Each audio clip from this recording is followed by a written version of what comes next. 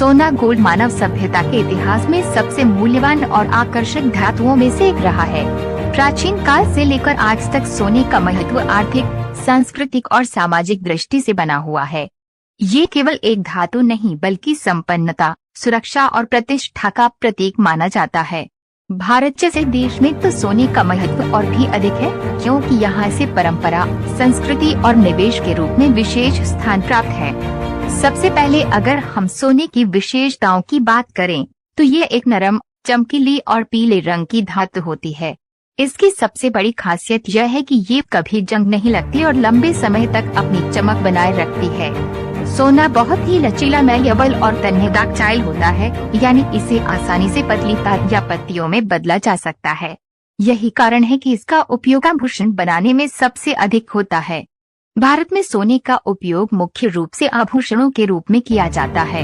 शादी, ब्याह, त्योहार और धार्मिक कार्यक्रमों में सोने के गहनों का विशेष महत्व होता है। खासकर महिलाओं के लिए सोना एक महत्वपूर्ण संपत्ति माना जाता है। ग्रामीण क्षेत्रों में तो लोग अपनी बचत का बड़ा हिस्सा सोने के रूप में रखते हैं, क्योंकि इसे जरूरत पड़ने पर आसानी से नकदी में बदला जा सकता है। सोना केवल आभूषणों तक सीमित नहीं है, बल्कि इसका उपयोग निवेश के रूप में भी बहुत लोकप्रिय है। आज के समय में लोग सोने में कई तरीकों से निवेश करते हैं, जैसे भौतिक सोना, जैसे सिक्के और biscuit, gold ETF, exchange traded fund, digital gold और सॉवरेन गोल्ड बॉन्ड। इनमें सॉवरेन गोल्ड बॉन्ड को सुरक्षित और लाभदायक माना जाता है, क्योंकि इसमें ब्याज भी मिलता है और सोने की कीमत बढ़ने का फायदा भी।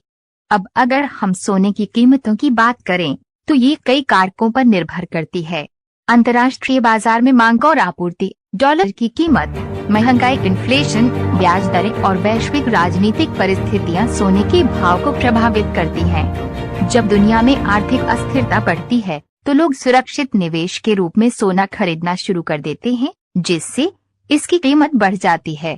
इसलिए सोना सेफ हेवन